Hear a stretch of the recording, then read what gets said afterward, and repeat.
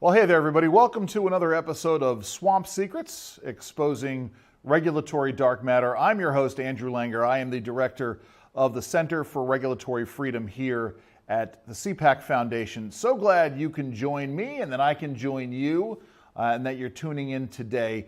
There's a lot going on. Today we're going to spend some time talking about deference and the concept of deference and why this is such a controversial issue with regards to regulation. But first, we have some news. I actually don't recall if I talked about it in our first episode of Swamp Secrets, but we have a pair of reports that are out having to do with regulatory costs. And these are important because they help us get a sense as to just what the universe of regulations is, how it's impacting the American economy, which is why we do the work that we do here at the Center for Regulatory Freedom. The National Association of Manufacturers has picked up on a series of studies that used to be done by the U.S. Small Business Administration. The SBA used to, every 5 years, produce a report on the impact of regulations on the American economy.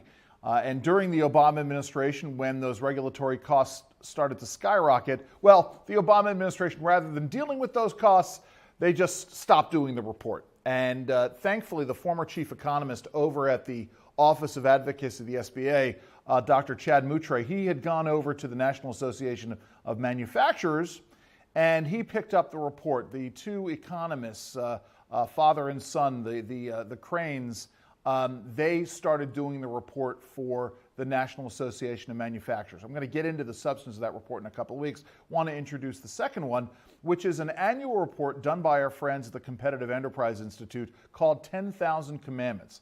In fact, in the first episode of Swamp Secrets, I mentioned that the concept of regulatory dark matter was a term coined by my colleague Wayne Cruz at CEI. Well, Wayne is the person who puts out this annual 10,000 Commandments report. It's a snapshot of what's going on with the regulatory state. It looks back at the last few years. And here's what we now understand. Now, I have been saying, and folks here at the Center for Regulatory Freedom have been saying, just looking at the regulatory tempo of the Biden administration. And what do I mean by that? I mean the rate at which regulations are being pumped out of the Biden administration and the cost of those regulations, that we knew that there was a serious acceleration. In fact, assuming that it was going to go at the same rate as Obama, maybe even a little bit more increased. Let me talk to you about this. So the trend line and how it works. During the 8 years of the George W. Bush administration, regulatory costs grew by about 10%, and so on an annual basis.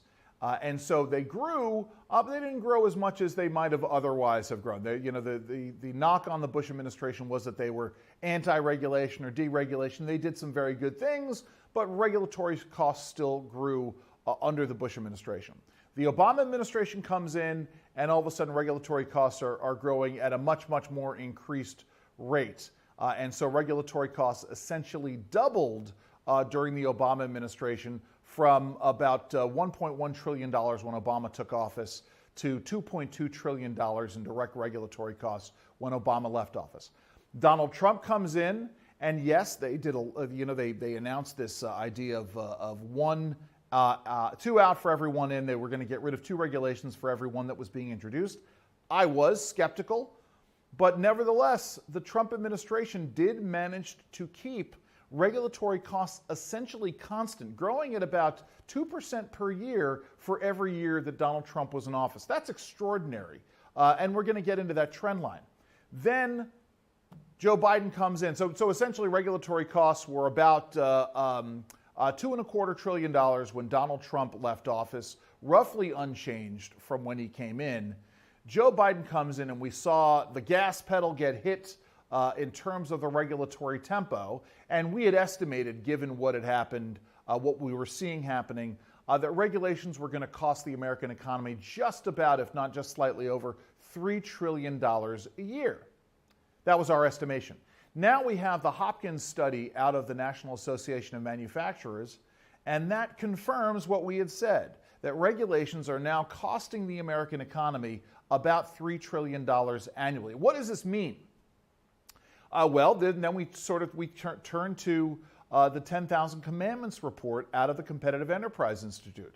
And it means, for instance, that regulations create a hidden tax of about $15,000 a year, give or take a few. That's a tax on families. But when you look at what it costs American small businesses, well, and what do I mean by small business? I mean businesses that are 20 employees in size or fewer. And I use that number. That's a standard number I've been using for many, many years. It's a number I picked up when I was working for the National Federation of Independent Business. It doesn't get into all the different definitions of small. But I use 20 because the economics change. Once you get above 20 employees, regulatory costs can drop because the cost can be spread out among more employees, or you're hiring a regulatory professional, usually an HR person, to help you noodle through the rules and what is out there. And so those costs drop. But for American small businesses, regulations were, when Barack Obama took office, they were about $7,700 per employee per year. When he left office, they were about $14,000 per employee per year. And now we're estimating that it's about $20,000 per employee per year for a business with less than 10 employees. And we can get into why money isn't necessarily the best way to express this, but for the sake of argument, let's talk about what that means. Now, that's direct regulatory cost. That's not lost opportunity cost. But what it means is that if you have a business with an average size of 10 employees, that means federal regulations cost your business $200,000 a year. Never do math on air. That's, by the way, an adage that I use. So 10 employees, $20,000 per employee per year. That's $200,000 in complying with federal regulations. And what that means is these are things you have to do, mandates you have to comply with, the time that you're spending, the employee wages that are there, that you can't invest elsewhere in your business. This is not to say that we should exist necessarily in a zero regulation environment. Maybe that's a later conversation that we need to have. But what it means is, it means that, if you're, let's say, a pizza shop, and you want to buy a new oven, God forbid, in this day and age, they've made it very, very difficult for you to find that oven, you can't invest in that oven. Or if you're a retail shop and you want to invest in computers and some kind of new software, that's money you can't spend in investing ways to make your business more productive. That's what it is. It's essentially like this concept of what they call the broken windows theory of economics, which is to say what the left does is they say, well, when you have a massive regulatory state, it creates huge new industries to deal with those regulations, a whole new economy. The problem is in the real world that we call that, as I said, the broken windows theory. What I mean by that is, imagine a strip mall, a classic strip mall, 10 shops with big glass windows in front. And somebody comes through, you have a glass business, and he pays a kid to run through the strip mall and throw bricks through all the windows. Now, the left would say, well, that's creating economic activity because all of a sudden these businesses have to spend money in the economy to pay this glazier, this window repair guy, to repair their windows. Whereas the rest of us look at it and say, well, that's money that the business now can no longer spend on its own business. That's an issue. That's a problem here. That's what we're talking about. And what we do know is that in terms of economic costs, there's a $19 multiplier for every dollar in direct regulatory cost, in lost opportunity cost. So it's not $200,000 for a business of 10 employees. It's actually, $1.8 million that they're losing in lost opportunity cost. Why? Because if your employees are spending their time figuring out how to, doing paperwork for some regulation, or having to spend some time in training to learn about some regulation and how to comply, that's time that they're not spending on the productive side of the business. And that's why, to me, it's very important that we try to express regulatory costs in terms of time. Time is the only resource that is truly finite. We can't make more of that in this world. And so, anyway, I can get into that. I think that actually is probably a greater topic of discussion for a later podcast, just what that means. But today, what I really want to talk about is the issue of deference. How did we get to this point? How did we get to a point where regulations are directly costing the economy $3 trillion a year out of an economy that is only about $21 trillion in size. So that's about 1/7 of the economy that is being spent in this non-productive stint, dealing with the regulatory world. So how do we get here? Well, part of it is an obscure early 1980s case called Chevron versus NRDC. That's actually not so obscure to folks who do this work. It's front and center. And the idea in that case is that courts, they don't want to substitute their judgment for that of the experts within a particular agency. So when an agency makes an interpretation of a rule or of a statute that Congress passes, a bill that Congress passes, a law that Congress passes, unless it can be demonstrated that it just doesn't make sense within the confines of some other federal laws, the agency is given what's called deference. They're given the benefit of the doubt in their interpretation. And so what that means is, Congress passes a law that says you can't pollute a navigable water of the United States. Congress doesn't define what navigable or water of the United States means, and the agency, the EPA and the Army Corps of Engineers, they can reinterpret those things. And so what happens is that agencies, as you can imagine, the bureaucrats in those agencies, or if you want to be more kind and call them career civil servants, they will take as much power as they can out of that. Or if you have an administration who is hell-bent on expanding the size and scope and impact of federal power, federal regulatory power, then they're going to use whatever opportunities that they can to essentially interpret or reinterpret rules or reinterpret statutes to benefit whatever the political bent that they have. And so, it has allowed government to expand, I'm not going to say exponentially because that's a very technical term, but expand greatly over the last 40 years since the Chevron case was decided by the Supreme Court. And it gets down into things like, navigable waters of the United States. So as a dry patch of desert sand in the high desert of Nevada can be considered not just a water of the United States, but navigable for the purposes of the Clean Water Act. What it means is that you can reinterpret obscure aspects of telecommunications law or tax law, so that what is clearly a mandate, an individual mandate on an individual to mandate that they buy health care, well, no, that's now just considered a tax. Therefore, it's within the scope of the federal government's power. So the Supreme Court, thankfully, that it has gotten more conservative in the last, the 4 years of Donald Trump. We had some really great justices appointed to the Supreme Court and confirmed, justices who are very well attuned to the issue of deference and the impacts that it can have. They have been chipping away at the concept of deference over the last 6, 7, 8 years. We had a very important case a couple of terms ago called West Virginia versus EPA, which dealt with an analog to the concept of deference, something called the Major Questions Doctrine, in which the EPA was reinterpreting energy policy or environmental laws so that they could essentially remake the entire energy sector of the American economy. And the Supreme Court said, no, you can't do that. You cannot essentially shove huge issues that completely reshape the American economy into very narrow definitions of things. We can't do that. But now before the court are two really interesting cases.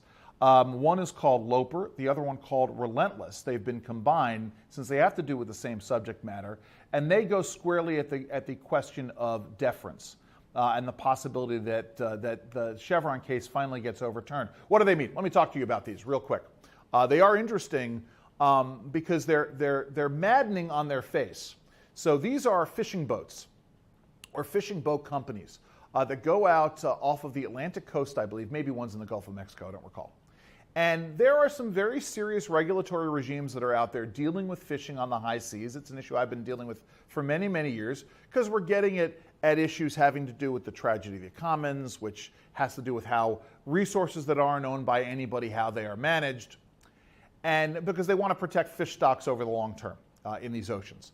and it's essentially a way of trying to assign property rights to these fish stocks. Don't want to digress.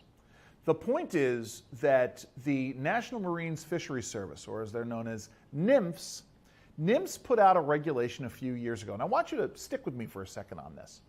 So they say that every commercial fishing boat has to have an observer on it. Okay, I get that. This is a mandate from NMFS. They want to protect the fish stocks. They want to put an observer on these boats. Now, these are small boats. An observer takes up space that might be used by an employee, a fisher person on one of these ships, but nevertheless, they want to put this mandate out there. Well, it gets even better. Not only do these boats have to put an observer on them, but they have to pay for the person to be on that boat, pay that person's salary. So you're like, okay, wait a minute, you're mandating that I put this person on, you have to take away somebody, and I have to pay for that privilege? How is that legal in any way, shape, or form? Well, this is part of what the court is going to be getting to. In fact, it's funny because I've been talking to folks. This happens in other areas as well. I've heard of a major corporation that had to deal with some regulatory issues a few years ago in the automotive industry. Won't name names here. And they, for the last few years, have had to pay for an observer and that observer's team to be in their midst as they produce cars, and they have to pay this person's salary and the salary of their staff. This is a mandate out there. I don't understand how this is legal. To me, it's very simple and straightforward. If you're going to mandate that there's an observer, well, then it's up to the federal government to pay for that observer's time.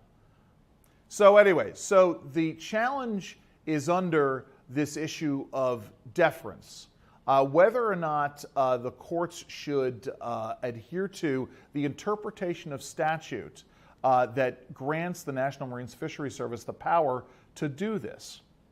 And there is an expectation that if Chevron is not overturned, that certainly there will be more chipping away at it. And we desperately need it. The federal government is cloaked in enormous power, and they exercise that power through regulation. And if Congress is not going to step up and pass laws that are very clear, that are very clearly defined in terms of the words that are within them, and they leave it up to these agencies to interpret them, well, we've got to sharply curtail the power of those agencies with regards to how those interpretations are upheld under the force of law. Now, before I go, we're working on a bunch of regulatory issues. We just filed some comments on an Alcohol, Tobacco, and Firearms Bureau rulemaking regarding the so-called gun show loophole. We are working on comments regarding net neutrality and the internet, and essentially the FCC is looking for certain members, the progressive, the Democratic members of the FCC are looking for even greater powers in terms of regulating the internet, including what we are terming a form of an internet kill switch. We are filing comments. We're going to ask you all to help file comments on that. It's very simple. You'll click through on the Center for Regulatory Freedom page on the CPAC website. We'll have language for you. You can use some of your own. Oh, and one more thing, because this will be coming up and I'll be doing a blog post about this in the next few weeks. The Biden administration finally released its fall regulatory agenda. And you know, obviously when we're recording this, it's just shy of the start of winter, and they're only now releasing their fall regulatory agenda. This is the listing of all the new rules that they are going to be working on over the next 3 to 6 months. So stay tuned, because there's a lot coming down the pipeline. We're going to need your help for that so we can deal with this massive regulatory state. Anyway, thank you all for joining me. Look forward to seeing you in a few weeks. Have a great couple of weeks, folks. Have fun, and please stay safe.